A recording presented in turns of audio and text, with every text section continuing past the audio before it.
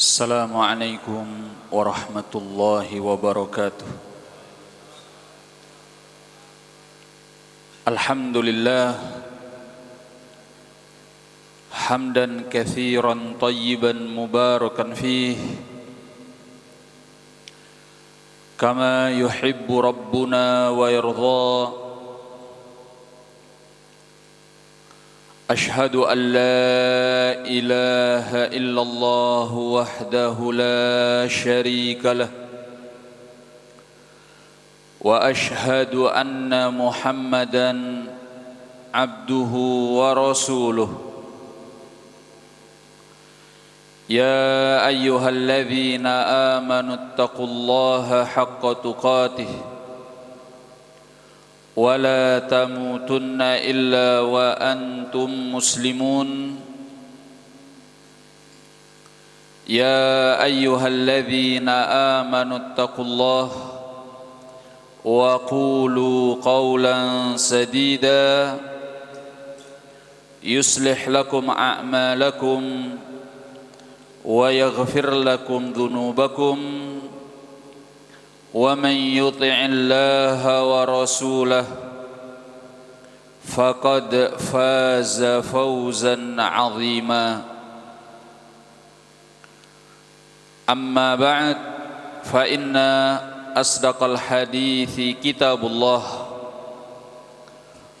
wa khairal hadi hadyu Muhammadin sallallahu alaihi wasallam wa syarral umuri muhdatsatuha fa inna kulla muhdatsatin bid'ah wa kulla bid'atin dhalalah wa kulla dhalalatin finnar. Ikhwanil kiram, a'azzani Allah wa iyyakum.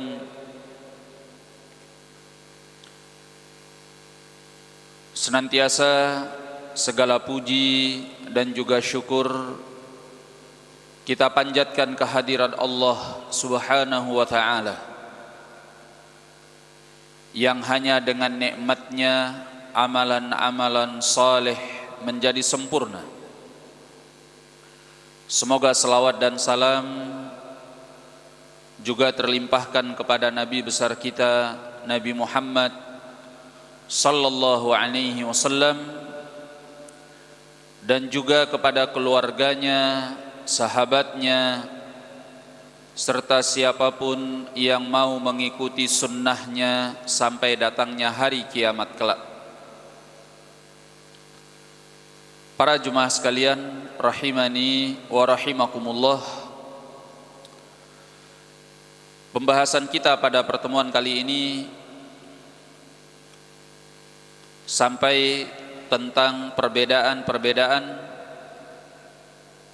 antara syirik yang besar dengan syirik yang kecil. Berkata Syekh Al-Allamah Al-Mufti Saleh bin Fauzan Al-Fauzan hafizahullahu ta'ala, yatalakhasu mimma marra anna hunaka furuqan baina syirkil akbari wal asghar. Tersarikan dari penjelasan yang telah lalu bahwa di sana ada perbedaan-perbedaan antara syirik yang besar dengan syirik yang kecil. Wahia, yaitu al-awwal, yang pertama, asyirkul akbaru yukhriju minal millah. Syirik yang besar itu mengeluarkan pelakunya dari agama Islam. Wasyirkul asghar la yukhriju minal millah. Sedangkan syirik yang kecil tidak mengeluarkan dari agama Islam. Makanya orang kalau sudah jatuh ke dalam syirik yang besar, maka dianggap sebagai orang murtad karena keluar dari Islam. Beda dengan syirik yang kecil, memang amalan syiriknya batal, tidak diterima oleh Allah, namun pelakunya tidak dikatakan keluar dari Islam, tidak murtad. Contoh, orang yang melakukan doa kepada selain Allah, meminta kepada penghuni kubur, meminta kepada orang-orang yang sudah meninggal sesuatu yang tidak dimampu kecuali oleh Allah. Misalnya dia meminta kekayaan, mencari pesugihan, maka yang seperti ini murtad, keluar dari Islam. Dia datang ke kuburan seorang syekh atau seorang wali, lalu dia menyembelih untuk selain Allah. Biasanya yang disembelih seperti ayam cemani.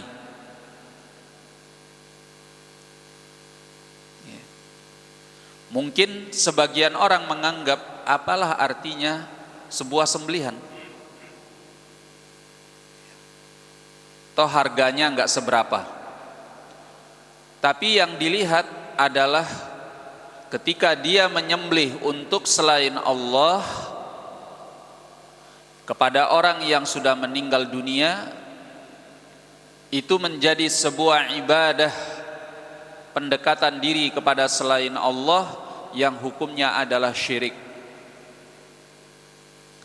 Nabi sallallahu alaihi wasallam menyatakan dalam hadis Ali bin Abi Thalib di dalam Sahih Muslim, "Man dzabaha li ghairillah faqad asyrak." Atau pernyataan beliau alaihi salatu wassalam, "La'anallah man dzabaha li ghairillah." Allah melaknat orang yang menyembelih untuk selain Allah. Maka ini adalah perbuatan syirik. Ditambah lagi kemudian dia meminta kepada selain Allah, meminta kekayaan, meminta keturunan,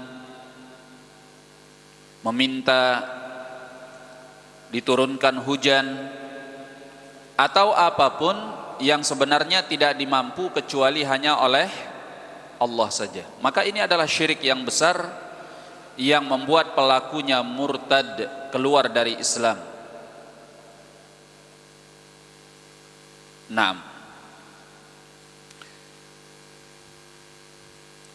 Apakah pelakunya yang seperti ini bisa bertaubat?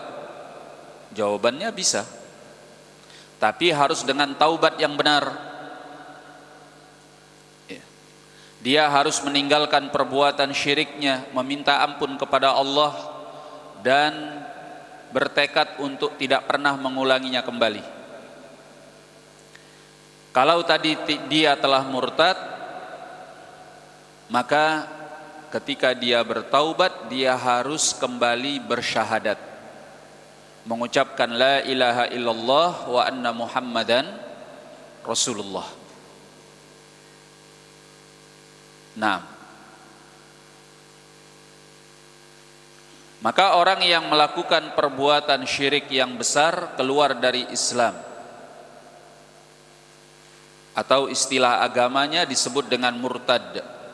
Walaupun dia sholat, dia puasa, dia bersedekah, bahkan walaupun dia haji dan umroh, selama dia belum bertaubat dari perbuatan syiriknya, maka dia murtad, keluar dari Islam. Karena perbuatannya adalah syirik yang besar. Apa dalilnya bahwa syirik yang besar keluar dari Islam? Karena di dalam surat Az-Zumar ayat yang ke-65 Allah menyatakan, la in asyrakta la yahbatanna amaluk. Jika engkau berbuat syirik, kata Allah, maka semua amalmu hapus. Nggak ada orang yang muslim dikatakan semua amalnya hapus. Kalau dikatakan semua amalnya hapus, maka orang itu adalah orang kafir yang keluar dari Islam. Juga di dalam surat Al-Maidah ayat ke-72, Allah mengatakan, innahu man yusyrik billah faqad harramallahu alaihil jannah. Sungguhnya barang siapa yang menyekutukan Allah, maka Allah haramkan atasnya surga. Kalau dia masih muslim, gak mungkin dia diharamkan dari surga. Siapa orang yang diharamkan darinya surga? Hanya orang kafir yang dikatakan murtad. Nah, adapun syirik yang kecil tidak mengeluarkan dari Islam, walaupun amalannya batal, tidak diterima oleh Allah Subhanahu wa taala. Di dalam surat An-Nisa ayat ke-48, Allah mengatakan, innallaha la yaghfiru ayyushraka bih.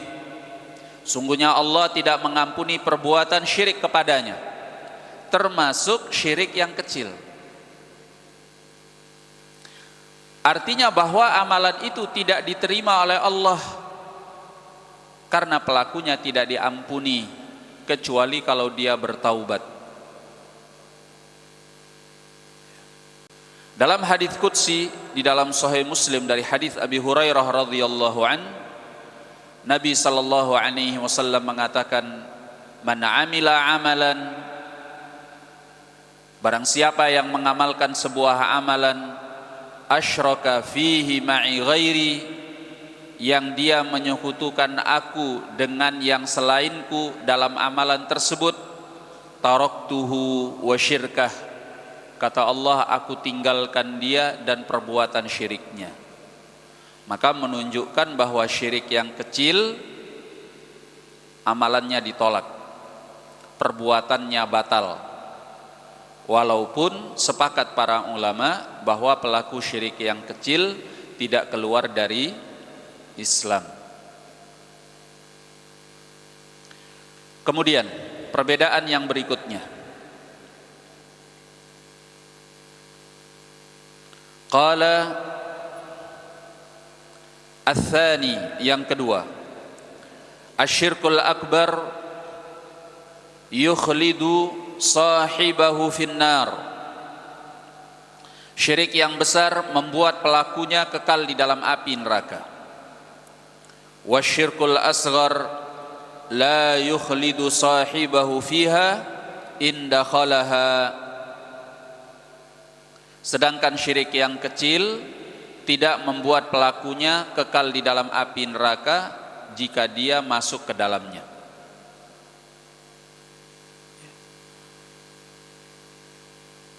Para ulama berbeda pendapat mengenai syirik yang kecil. Namun mereka sepakat tentang syirik yang besar. Mereka sepakat tentang syirik yang besar, bahwa pelaku syirik yang besar kekal di dalam api neraka. Karena pelakunya tidak akan pernah diampuni oleh Allah Subhanahu wa taala. Seperti dalam surat An-Nisa ayat ke-48 tadi. Innallaha la yaghfiru ayyushraka bih. Sungguhnya Allah tidak akan mengampuni perbuatan syirik kepadanya. Sepakat para ulama, kalau syirik itu syirik yang besar, maka pelakunya kekal di dalam api neraka. Bagaimana kalau syiriknya syirik yang kecil? Di sini berbeda pendapat para ulama. Sebagian ulama mengatakan bahwa kalau syiriknya adalah syirik yang kecil, maka pelakunya tidak kekal di dalam api neraka. Sebagian ulama mengatakan bahwa kalau syiriknya syirik yang kecil, pelakunya tidak diampuni oleh Allah Subhanahu wa taala kalau tidak bertaubat. Saya ulangi biar kita tepat memahaminya dan tidak salah, karena ini perkara akidah. Saya ulangi bahwa dari pernyataan Allah di dalam surat An-Nisa ayat ke-48, Innallaha la yaghfiru ayyushraka bih. Sungguhnya Allah tidak mengampuni perbuatan syirik kepadanya. Ini ada beberapa hal yang harus kita ketahui. Pertama, sepakat para ulama bahwa pelaku syirik yang besar, pelakunya kekal di dalam api neraka dan tidak diampuni oleh Allah Subhanahu wa ta'ala kalau dia tidak bertaubat.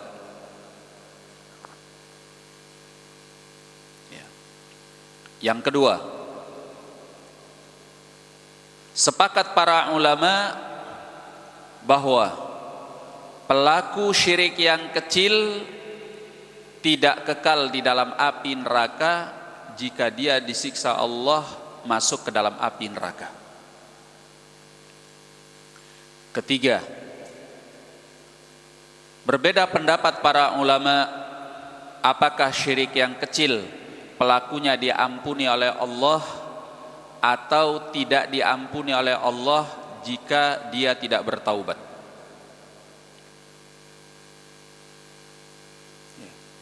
Saya ulangi, ini perhatikan benar-benar supaya enggak salah paham.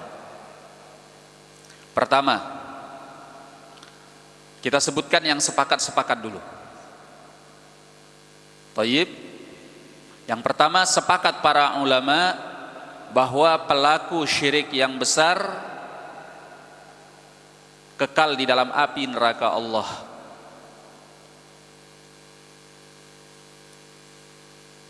Yang kedua, sepakat para ulama bahwa pelaku syirik yang kecil kalau dia masuk api neraka dia tidak kekal di dalam api neraka. Yang ketiga, sepakat para ulama mau syirik yang besar ataupun syirik yang kecil, jika dia bertaubat dengan taubat yang benar, maka taubatnya akan diterima oleh Allah Subhanahu wa ta'ala. Yang keempat, di sini terjadi perbedaan pendapat di kalangan para ulama mengenai syirik besar dan syirik yang kecil. Apakah kalau dia tidak bertaubat dia akan diampuni atau tidak? Sebagian ulama mengatakan bahwa pelaku syirik kecil pun kalau dia tidak bertaubat dia tidak akan diampuni oleh Allah. Lalu bedanya apa dengan syirik yang besar?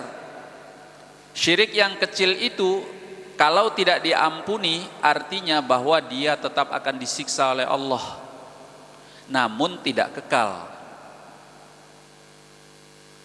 Kalau syirik yang besar, dia tidak akan diampuni oleh Allah kalau tidak bertaubat dan kekal di dalam api neraka. Ini menurut sebagian ulama. Sebagian yang lain mengatakan tidak. Syirik yang kecil itu sama dengan perbuatan maksiat dari dosa-dosa besar. Artinya apa? Bahwa pelaku syirik kecil kalau dia tidak bertaubat maka urusannya nanti di hari kiamat tergantung dengan kehendak Allah. Kalau Allah berkehendak mengampuni perbuatan dosa syiriknya, dosa syirik kecilnya, maka dia akan terbebas dari api neraka Allah. Tapi Allah jika berkehendak menyiksanya di dalam api neraka, maka dia akan disiksa di dalam api neraka sesuai dengan kadar dosa syirik kecilnya. Dan ini sama dengan perbuatan maksiat. Tergantung kepada kehendak Allah Subhanahu wa ta'ala. Kapan? Kalau dia tidak bertaubat. Dia meninggal dalam keadaan membawa dosa syirik yang kecil tersebut.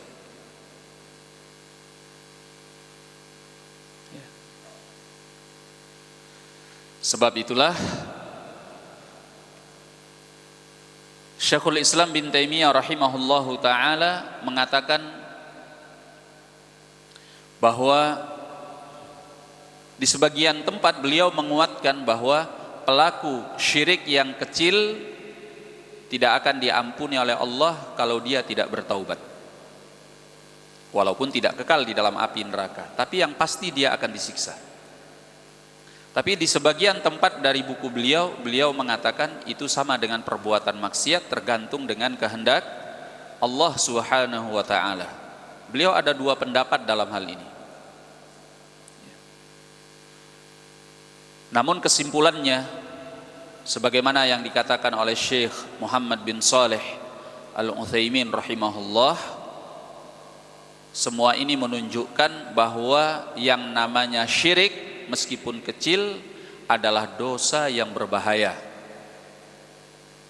Ya. Kalau kita ingin selamat di hari kiamat kelak, kita harus terbebas dari dosa-dosa syirik, termasuk dosa-dosa syirik yang kecil. Karena kita nggak pernah tahu, kalaupun seandainya yang kuat bahwa dosa syirik yang kecil itu di bawah kehendak Allah. Jika Allah berkehendak mungkin mengampuninya, dan jika Allah berkehendak mungkin menyiksanya. Tapi kan kita nggak pernah tahu, kita termasuk yang diampuni atau yang disiksa oleh Allah Subhanahu wa ta'ala. Maka yang paling aman adalah membebaskan diri dari semua perbuatan dosa syirik, baik yang besar maupun yang kecil. Nah, jadi ada 3 kesepakatan dan 1 perbedaan pendapat. Apa perlu saya ulangi? Diulangi lagi biar tambah mantap, ya kan? Mudah-mudahan gak lupa dan gak salah paham. Pertama, para ulama sepakat bahwa pelaku syirik yang besar kekal di dalam api neraka. Kedua, para ulama sepakat bahwa pelaku syirik yang kecil tidak kekal di dalam api neraka. Yang ketiga, para ulama sepakat mau pelaku dosa syirik yang besar atau syirik yang kecil, selama dia bertaubat dengan taubat yang benar, maka taubatnya diterima oleh Allah Subhanahu wa ta'ala dan dosanya akan diampuni. Kapan? Kalau dia bertaubat. Ya, makanya datang di dalam firman Allah, Allah menyatakan innallaha dalam ayat ya ibadiyalladzina asrafu ala anfusihim la taqnatu min rahmatillah innallaha yaghfirudz dzunuba jami'an. Wahai hamba-hambaku yang melampaui batas, kata Allah, jangan kalian berputus asa dari kasih sayangnya. Sungguhnya Allah mengampuni semua perbuatan dosa. Kapan? Sepakat para ulama, ayat ini mengenai orang yang bertaubat. Ya. Bahwa tidak ada dosa yang tidak diampuni oleh Allah. Kapan? Selama pelakunya bertaubat. Itu sepakat para ulama. Jadi ayat yang menyatakan Allah tidak mengampuni perbuatan syirik kalau pelakunya tidak bertaubat. Nah, maka yang keempat, di sini terjadi perbedaan pendapat di kalangan para ulama. Kalau ada pelaku syirik kecil dan dia tidak bertaubat, dia meninggal dalam keadaan membawa dosa syirik kecil tersebut, apakah dia mendapatkan ampunan atau tidak? Sebagian ulama mengatakan tidak. Dia pasti akan disiksa oleh Allah walaupun tidak kekal. Dalilnya apa? Ayat tadi, bahwa Allah tidak mengampuni perbuatan syirik, dan itu umum, mau syiriknya kecil ataupun besar. Tapi sebagian ulama mengatakan tidak, itu sama dengan perbuatan maksiat, tergantung kepada kehendak Allah. Kalau Allah berkehendak Allah akan mengampuni dia, dan jika Allah berkehendak, Allah akan menyiksanya. Nah, dalilnya apa? Tergantung dengan kehendak Allah. Allah mengatakan, wa yaghfiru ma duna dzalika liman yasha, dan Allah akan mengampuni yang lebih ringan daripada itu bagi siapa yang dikehendaki oleh Allah. Kata sebagian ulama, ini terkait dengan syirik kecil dan perbuatan maksiat. Nah, tapi yang jelas, kalau kita ingin selamat, hindarkan diri dari perbuatan dosa syirik yang besar dan dosa syirik yang kecil. Sempurnakan tauhid supaya kita bisa masuk surga tanpa hisab, tanpa azab. Nah, jadi yang kedua perbedaannya apa? Syirik yang besar pelakunya kekal di dalam api neraka, sedangkan syirik yang kecil pelakunya tidak kekal di dalam api neraka. Ini sepakat para ulama. Perbedaan yang ketiga, asyirkul akbaru yuhbitu jami'al a'mal, wasyirkul asghar la yuhbitu jami'al a'mal, wa innama yuhbitur riya'u wal amalu li ajli dunya ala amal alladhi khalatahu faqat. Kata beliau, syirik yang besar membatalkan semua amal. Jadi orang kalau sudah jatuh ke dalam syirik yang besar, semua amalnya batal. Iya. Maka walaupun seorang haji, kalau dia melakukan syirik yang besar, semuanya batal. Sholatnya batal, puasanya batal, sedekahnya batal, hajinya batal. Gak ada satupun yang diterima oleh Allah Subhanahu wa ta'ala. Itulah di dalam surat Az-Zumar ayat ke-65 Allah mengatakan, la in asyrakta la yahbatanna amaluk. Jika engkau berbuat syirik, maka amalmu akan batal, kata Allah. Ya. Mungkin sebagian orang mengatakan, Allah kan mengatakan amalmu akan batal. Berarti kan amalan syiriknya saja? Enggak. Makanya dalam kaidah fiqhiyah, apabila ada kata tunggal disandarkan kepada isim yang ma'rifah, nah itu pembahasannya nanti dalam kaidah fiqhiyah. Ya, dan ini juga berlaku dalam pembahasan tafsir. Ya. Dimana kalau sebuah kata tunggal dinisbatkan, disandarkan kepada isim yang ma'rifah, di sini amaluka, amalmu, maka maknanya kata para ulama mengandung pengertian yang umum. Artinya semua amalmu, amalmu yang manapun itu menjadi batal. Maka perbuatan syirik yang seperti ini adalah syirik yang besar. Menyembelih untuk selain Allah, berdoa kepada selain Allah, ya, bersujud kepada selain Allah, ya, nazar untuk selain Allah, apapun ibadah yang diserahkan kepada selain Allah merupakan syirik yang besar. Dan kalau sudah syirik yang besar, maka semua amalmu batal. Nah,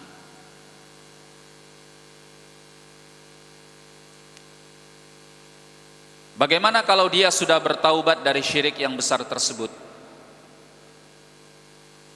Apakah dia ngulang dari nol seperti ngisi bensin?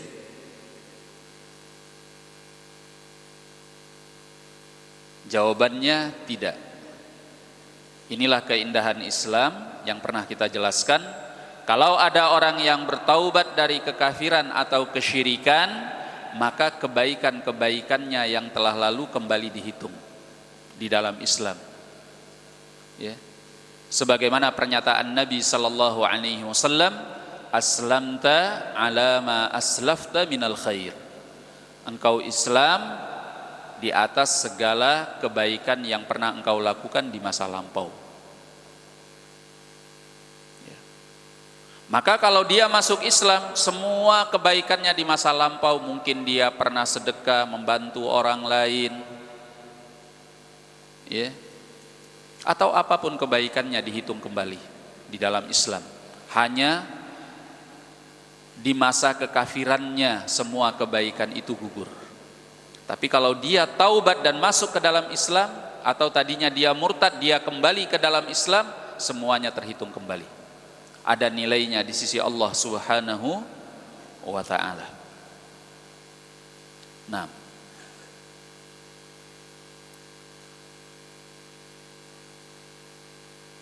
maka bagaimana kalau seandainya orang itu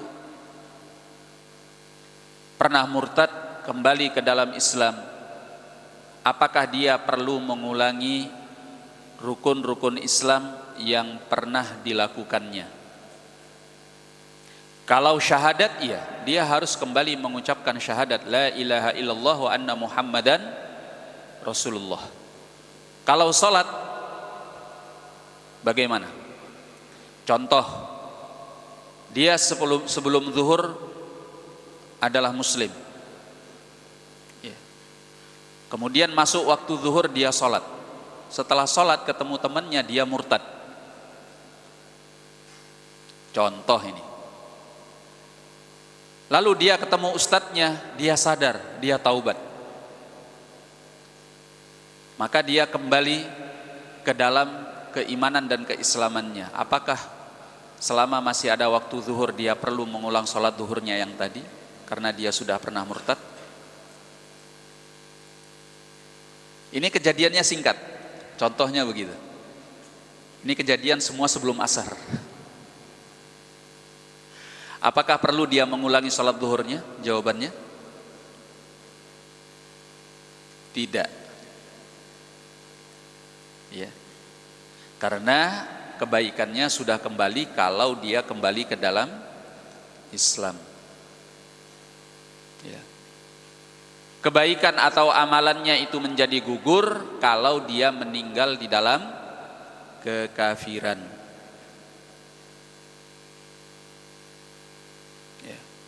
Makanya di dalam surat Al-Baqarah Allah menyatakan wa may yartadid minkum an dinihi fayamut wa huwa kafir fa ulaika alladzina habitat a'maluhum fid dunya wal akhirah. Barang siapa di antara kalian yang murtad dari agamanya kemudian dia meninggal dalam keadaan kafir, maka mereka itulah orang-orang yang batal amalannya di dunia dan di akhirat. Ya. Kapan amalannya dianggap batal, tidak ada nilainya di sisi Allah? Kalau dia meninggal dalam keadaan kafir. Lah ini kan dia kembali ke dalam Islam. Makanya mayoritas para ulama mengatakan dia tidak perlu mengulangi rukun-rukun Islam yang sudah pernah dia lakukan. Ya kayak Pak Haji yang berbuat syirik. Kalau dia taubat dari syiriknya, perlu nggak dia haji lagi? Jawabannya enggak. Karena hajinya yang pertama itu sah kembali kalau dia kembali ke dalam Islam. Nah, jadi kapan perbuatan syirik itu membatalkan semua amalan? Kalau dia meninggal membawa kesyirikan yang besar tersebut dan dia tidak bertaubat. Sedangkan syirik yang kecil, kata beliau, tidak membatalkan semua amalan. Hanya saja perbuatan riya dan beramal karena dunia yang merupakan syirik yang kecil, ini hanya membatalkan amalan yang dicampuri oleh syirik kecil tersebut. Ya. Al-Imam Al-Hafidh Ibnu Rajab Al-Hambali rahimahullah membagi beberapa kondisi pada orang yang terkena oleh perbuatan riya. Ya, riya itu kan syirik yang kecil. Sebagaimana Nabi SAW menyatakan bahwa syirik yang kecil yaitu ar-riya. Ya, dalam sebagian riwayat beliau mencontohkan seperti seseorang yang sholat kemudian dia memperindah sholatnya karena penglihatan manusia. Ya. Kenapa dia memperindah ibadahnya? Bukan karena Allah, tapi karena penglihatan manusia, ingin dipuji, ingin disanjung, ya, ingin agar orang yang melihatnya, menyaksikannya berdecak kagum. Itu disebut dengan riya. Kalau dia ingin mendapatkan popularitas, namanya terkenal, atau istilah sekarang disebut dengan viral, maka istilahnya bukan riya, tapi istilahnya sum'ah. Ya, sama-sama syirik kecil. Baik riya ataupun sum'ah, ini syirik kecil. Bedanya riya ingin dilihat, kalau sum'ah ingin terkenal, ingin viral. Ya. Tujuannya bukan karena Allah, hukumnya sama-sama syirik yang kecil. Nah, kalau ini terjadi pada sebuah amalan, yang batal hanya amalan itu saja, tidak membatalkan seluruh amalnya yang dia lakukan di dalam Islam. Beda dengan syirik yang besar. Al-Hafidz Ibnu Rajab Al-Hambali rahimahullah membagi kepada 4 kondisi kalau amalan itu terkena oleh riya. Yang pertama, kalau riya itu terjadi pada awal amalan, awal ibadah, yang mendorong dia untuk melakukan ibadah tersebut karena Allah dan karena selain Allah, maka ini membatalkan amalannya. Amalan ini tidak dibutuhkan oleh Allah.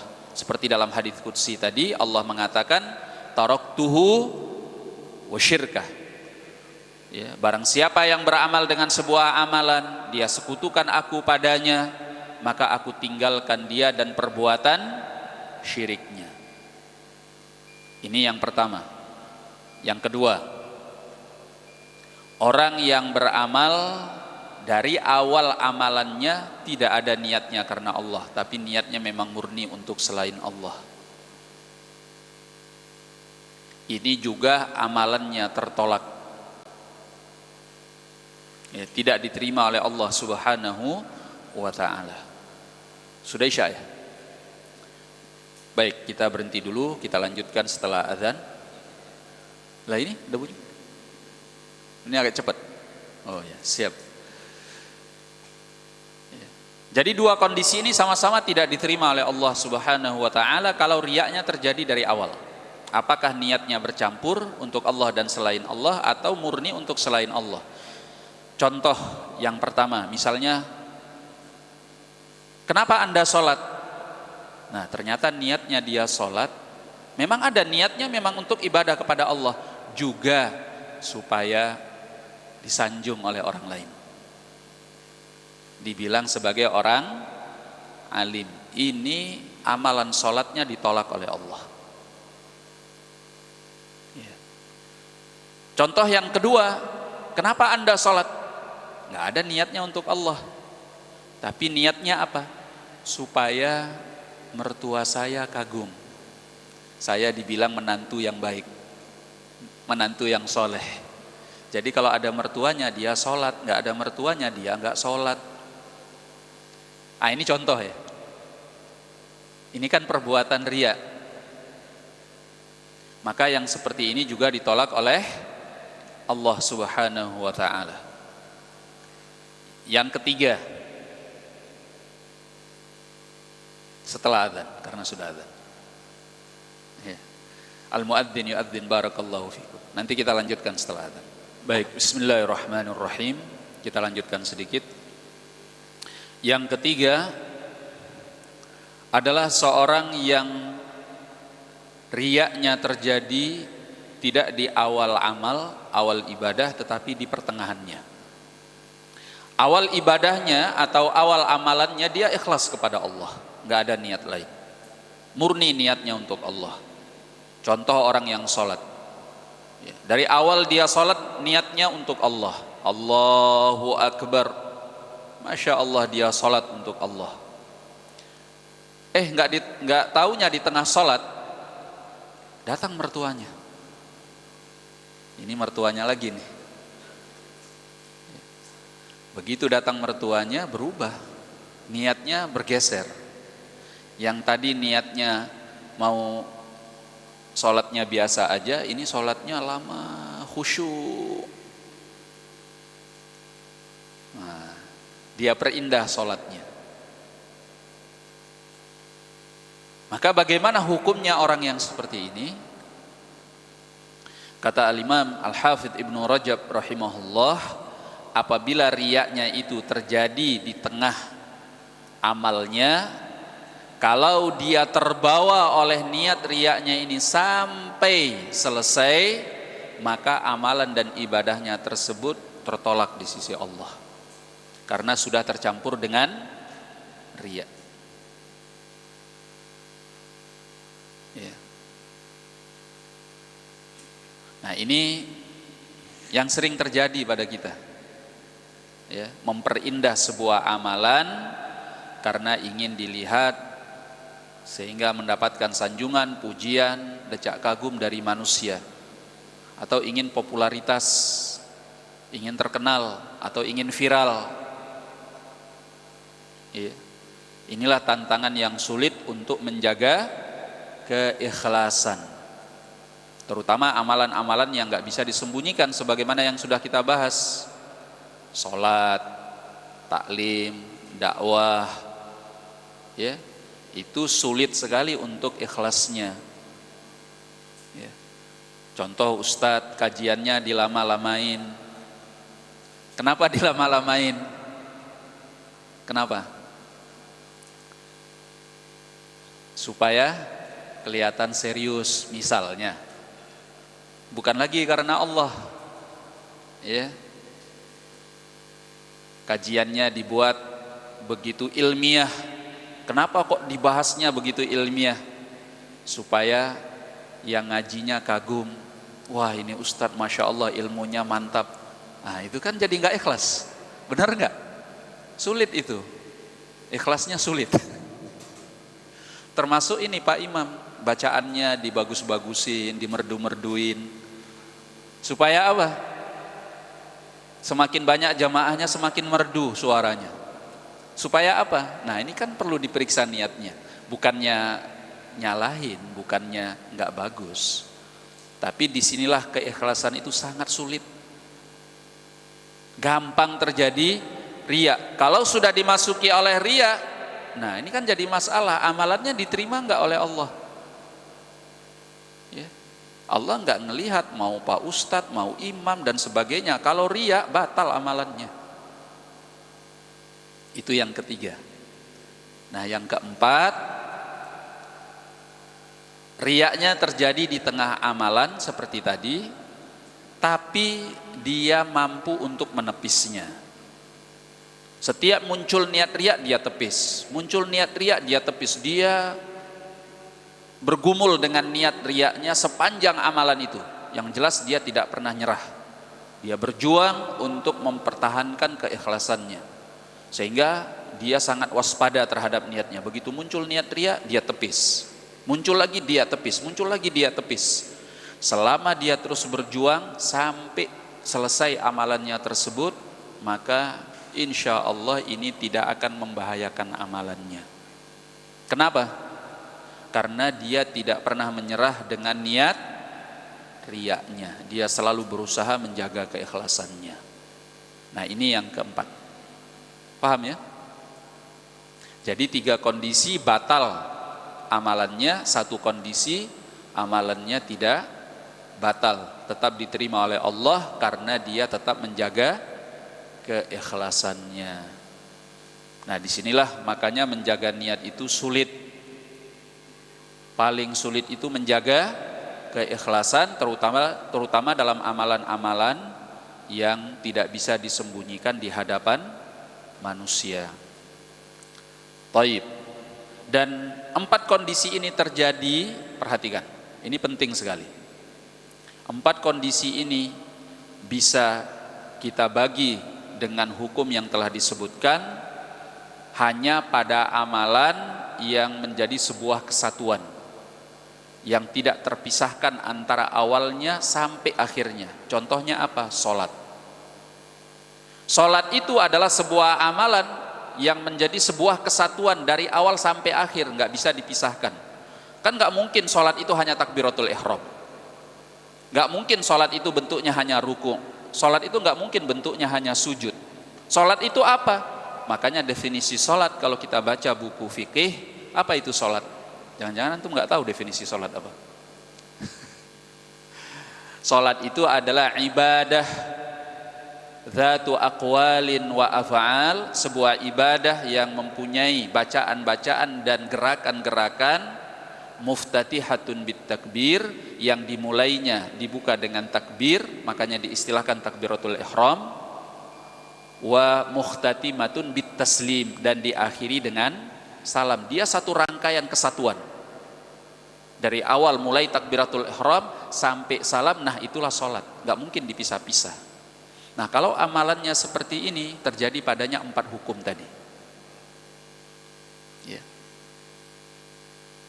Tapi kalau amalan itu bukan sebuah kesatuan yang harus satu rangkaian seperti sholat, amalan itu adalah amalan yang masing-masingnya bisa berdiri sendiri, tidak terkait dengan yang lain, tidak terkait antara awalnya sampai akhirnya, dia bisa berdiri sendiri, maka tidak berlaku 4 hukum tadi. Contohnya apa? Seperti membaca Al-Quran. Apakah orang yang membaca Al-Quran harus membaca dari awal Al-Quran sampai akhir? Enggak. Manapun ayat yang dia baca, itu tetap dikatakan membaca Al-Quran ya. Maka kalau amalannya bukan satu rangkaian, satu kesatuan seperti sholat, tapi dia bisa berdiri sendiri pada masing-masingnya, maka ketika riya itu muncul, batal ya. Ketika riya itu bisa dia tepis, maka itu mengandung pahala. Kalau muncul lagi, batal. Kalau dia tepis lagi, berpahala. Begitu. Contoh, ada orang membaca ayat pertama dia riya, ya udah batal. Ayat kedua dia ikhlas, berpahala. Ayat ketiga dia riya, batal. Ayat keempat dia ikhlas, berpahala. Gitu. Kenapa? Karena ini ibadah bukan satu kesatuan, bukan satu rangkaian yang harus terikat.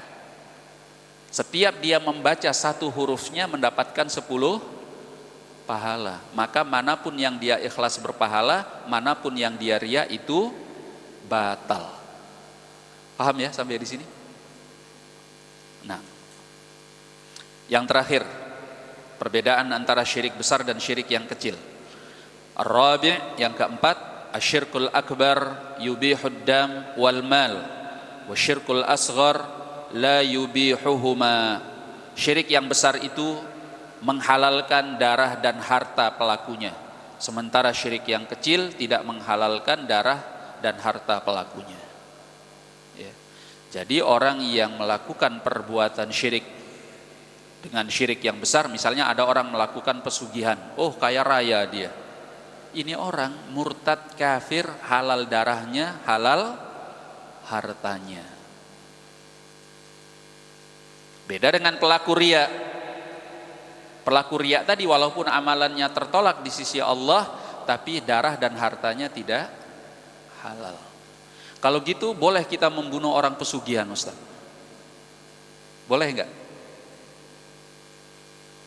Ada orang yang doa minta kepada syekh tertentu di kuburan yang dikeramatkan, boleh enggak kita bunuh, Ustaz?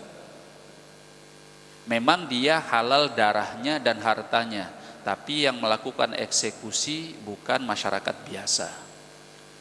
Ini adalah tugas siapa? Pemerintah. Tapi pemerintahnya enggak mau tahu, Ustaz. Ya mereka berdosa dan bertanggung jawab di hadapan Allah Subhanahu wa taala. Berarti mereka tidak menunaikan amanah dengan kekuasaannya ya. Dia terancam dengan api neraka Allah karena mengabaikan hukum Allah Subhanahu wa ta'ala. kita tidak boleh melakukan eksekusi, ya, tapi boleh melaporkan. Ya. Adapun tindak lanjut hukumnya diserahkan kepada penguasa. Itulah tugasnya, itulah pentingnya kenapa harus ada penguasa di kalangan muslimin. Karena kalau setiap orang menegakkan hukum ini, wah kacau, bisa onar masyarakatnya. Nanti ada orang bersiteru karena urusan-urusan tertentu, lalu dia membunuh lawannya. Ketika dia ditanyai, kenapa kamu bunuh? Oh iya, dia pelaku syirik besar. Nah, kan kacau. Ya, ini tidak boleh. Nah, kecuali yang melakukannya adalah pemerintah. Wallahu a'lam bissawab. Nah, ada yang mau bertanya?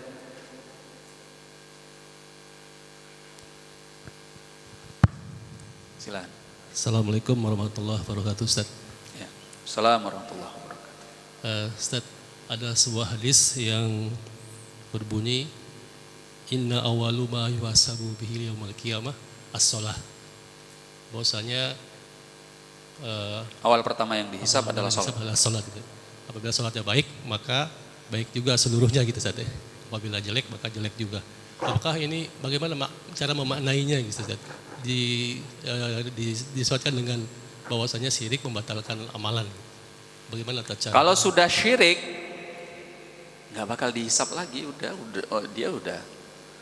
Artinya nggak akan ada kemungkinan amalannya dianggap baik, dinilai di sisi Allah kalau dia sudah jatuh ke dalam perbuatan syirik yang besar. Semua nilainya, rapotnya itu merah semua sudah. Oh dia sholat, merah. Dia zakat, merah. Dia puasa, merah. Semuanya udah merah rapotnya. Tempatnya sudah kekal di dalam api neraka Allah. Kalau dia jatuh ke dalam syirik yang besar dan tidak bertaubat. Jadi kapan sholat itu menjadi awal dihisab? Kalau baik maka baiklah amalan yang lain, kalau buruk maka buruklah amalan yang lain. Kalau dia masih muslim, bebas dari perbuatan kekafiran dan syirik yang besar. Tapi kalau enggak, ya udah selesai. Gitu. Barakallahu fiik. Nah. Terima kasih, Ustaz. Ya. Ada yang lain? Ya, silakan.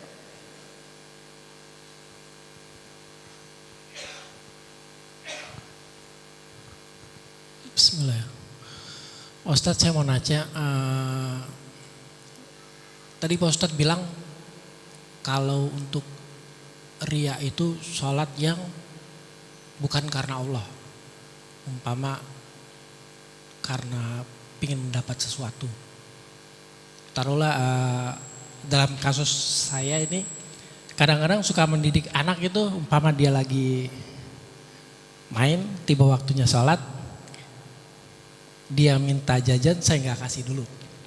Nanti dulu sholat dulu. Habis sholat saya kasih, papa kasih jajan gitu kan. Dalam hal ini saya ingat tadi kata Pak Ustadz, sholat itu harus karena Allah, bukan karena sesuatu. Yang jadi pertanyaan saya, salahkah saya didik anak itu dalam hal ini ngajarin anak karena minta jajan, karena kalau sholat itu nanti dikasih jajan gitu, bukan karena Allah. Mohon maaf, tolong pencerahannya Ustaz, makasih. Masya Allah. Nah, ya kita biasa seperti itu ya. Dan itu nggak salah sebetulnya. Karena anak kecil atau orang dewasa yang belum ada kesadarannya, untuk membangun kesadaran agar dia mau beribadah kepada Allah, butuh motivasi. Di antara motivasi yang kita berikan adalah, ya contoh kalau anak tadi kita kasih jajan. Nah, hanya saja motivasi ini harus disertai dengan penanaman akidah. Maksudnya bagaimana?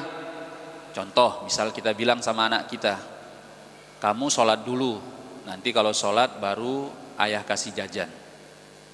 Nah, bisa di waktu yang sama atau di waktu yang lain kita harus beri pengertian, kamu itu sholat harus karena Allah. Kenapa harus karena Allah? Supaya apa yang kamu lakukan ini berpahala. Jajan yang ayah kasih itu nggak seberapa. Tapi kalau kamu masuk surga, wah, kamu mendapatkan segalanya di dalam surga. Jauh lebih nikmat daripada dunia. Caranya bagaimana? Kamu ibadahnya harus karena Allah. Jadi tetap dibangun kesadarannya bahwa ibadah itu hanya untuk Allah. Lalu kenapa ayah mau ngasih kamu jajan? Supaya kamu semangat. Dan itu nggak ada salahnya. Ya. Makanya Nabi Shallallahu Alaihi Wasallam memberikan pujian kepada anak sahabat yang berbuat baik, memotivasi mereka di dalam kebaikan. Memberi hadiah itu nggak ada salahnya untuk orang yang berbuat baik, tapi harus disertai dengan penanaman akidah. Ya. Kalau orang dewasa contohnya gini, udah kamu ikut ngaji sama saya. Malam minggu kita ngaji di Masjid Al-Abror. Ya, Al-Abror ini ya. Nanti pulang ngaji tak traktir kita makan bakmi. Nah, misalnya gitu. Atau tak traktir makan bakso atau tak traktir. Boleh enggak? Ya boleh aja.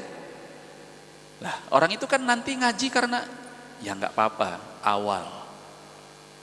Seorang kadang harus dibawa kepada kebaikan itu dengan memberi motivasi, memberi hadiah. Tapi setelah itu difahamkan. Nanti kalau dia udah ngerti ilmunya, dia nggak akan ngaji karena dunia, dia akan ngaji karena Allah. Makanya orang-orang yang baru masuk Islam diberi oleh Nabi pemberian yang banyak di masa itu. Sampai Nabi SAW pernah memberi orang-orang yang baru masuk Islam, masing-masing dikasih 100 ekor onta, terutama pembesar-pembesar Quraisy. Sampai orang-orang Ansor itu cemburu. Wah, Nabi ini nepotisme. Mentang-mentang keluarganya pembesar-pembesar Quraisy dikasih masing-masing 100 ekor onta, dan mereka protes kepada Nabi SAW. Ternyata Nabi mengatakan, apakah kalian tidak ridha mereka pulang dengan onta-onta mereka dan kalian pulang bersama utusan Allah Subhanahu wa taala, bersama Nabi kita Muhammad sallallahu alaihi wasallam? Karena beliau tidak akan kembali ke kota Mekah, beliau tetap ikut pulang bersama kaum Ansor kemana? Ke Madinah. Ya. Kenapa Nabi tidak memberi kepada sahabat-sahabat yang senior, termasuk orang-orang Ansor yang selama ini telah berjuang dengan nyawa dan harta mereka untuk membela Nabi? Mereka enggak dikasih apa-apa. Justru pembesar-pembesar Quraisy yang baru masuk Islam yang dikasih 100 ekor onta masing-masing. Karena Nabi tahu orang-orang Ansor ini enggak butuh 100 ekor onta. Sebab apa? Mereka ini orang-orang yang sudah kokoh keislamannya. Islamnya karena Allah, bukan karena onta, bukan karena harta benda, bukan karena dunia. Tapi pembesar-pembesar Quraisy ini perlu dikuatkan hatinya. Mereka baru masuk Islam. Salah satu cara menguatkan hatinya apa? Diberi pemberian yang banyak, supaya mereka mengetahui indahnya Islam. Makanya salah satu golongan yang berhak menerima zakat adalah orang-orang yang mu'allafatu qulubuhum, hatinya baru dijinakkan di dalam Islam, dia baru mu'allaf, baru masuk Islam. Mungkin keluarganya jauh, dia dari negeri asing, atau dari dia dari keluarga yang non muslim, dia nggak punya apa-apa. Lah kalau kita nggak bantu dia, bisa murtad lagi dia. Kehidupannya sulit, ekonominya sulit. Nggak apa-apa di awal. Nanti setelah dia ngerti ilmunya, dia ngerti keislaman yang baik, maka dia akan beribadah, dia akan kokoh di dalam Islam karena Allah. Begitu. Jadi nggak salah pendidikan yang seperti itu, hanya saja perlu disertai dengan pendidikan pemahaman Islam secara baik, secara terus-menerus. Begitu Pak, wallahu a'lam. Mungkin itu saja dulu pada kesempatan kali ini, karena waktunya sudah habis. Kita lanjutkan dengan salat. Wallahu a'lam bissawab. Subhanakallahumma wa bihamdika asyhadu an la ilaha illa anta astaghfiruka wa atubu ilaik. Assalamualaikum warahmatullahi wabarakatuh.